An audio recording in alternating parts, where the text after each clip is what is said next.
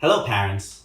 My name is Joshua, and I am one of the Sunday school teachers at Christ Evangelical Reformed Church, or CERC for short. I know this must be be a bit of a weird time for you guys, as it is for me as well. Church is unable to meet on Sundays regularly, and it is quite a sad thing. But of course, Sunday school as well is affected, and this is one of our efforts as a church to try to minister to our young ones despite the difficulties that we are currently facing.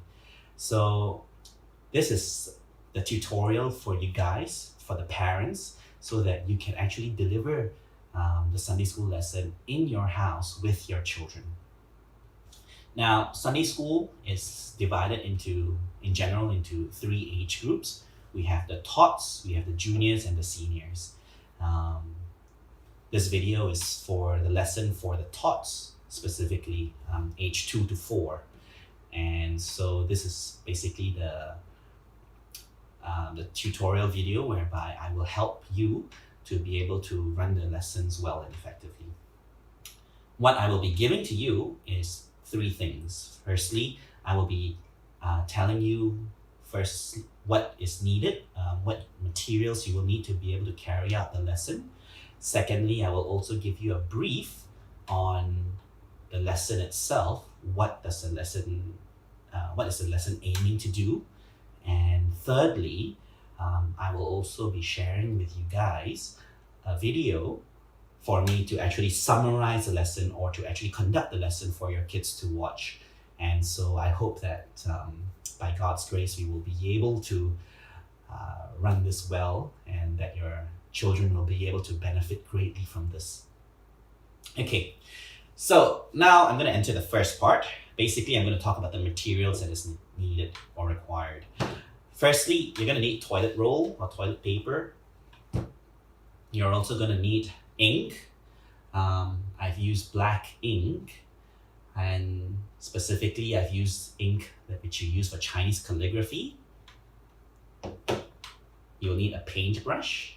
You will need a palette, perhaps, and you will also need Sharpies and marker pens, and you will also be needing a piece of paper.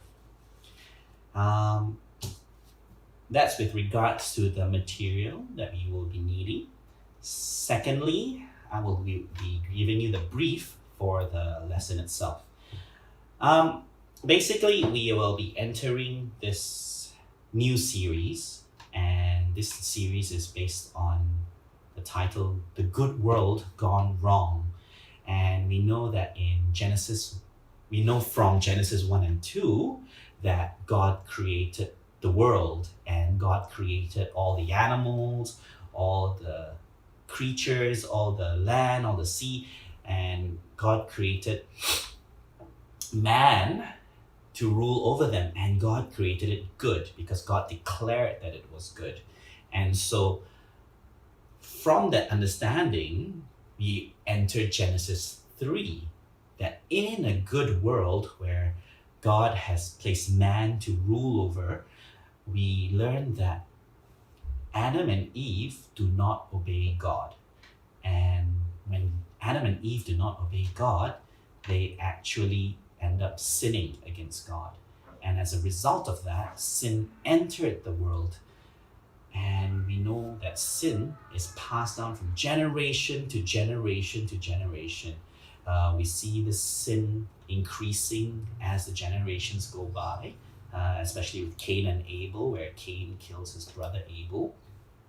We also know that, the Israelites and all that sinned. And so that is basically the lesson that we would like to teach the kids, that sin, which originated from Adam and Eve, have been passed down from generation to generation to generation until you and me. And when we talk about sin, we talk about sin in the sense that we are unable to come close to God. We are unable to worship God. We are unable to make God happy. That is how we define sin for Tots. That we cannot make God happy. We cannot please God. And so that's what we will be teaching during this lesson. In the next video, sorry, just to continue. So what I will be doing is I will be explaining to them from generation to generation, sin starting from Adam goes up to Cain and Abel, to the Tower of Babel, to Noah. Basically, it passed on from generation to generation and into even different civilizations like the Greeks, the Egyptians, the Chinese. And lastly, this is where you parents will be able to work with your kids to be able to come up with your own little drawing for yourselves and for the kids themselves. You will notice that on each of them, they have a blackened heart. And that is what we use to denote sin or to symbolize that the man has a sinful heart. And this is taken from Ezekiel 36 and Romans 1, whereby people are unable to worship God or are unable to please God because our hearts are either made of stone or they are darkened. They are darkened in the sense that, we are unable to worship God, and so we will actually need to have,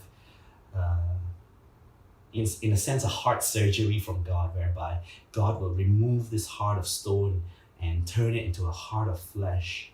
And we normally use a red color heart to show that this person is able to worship God or this person is repentant. So that is basically what we are doing with regards to this. So yeah. And after that, we will also be doing a family tree.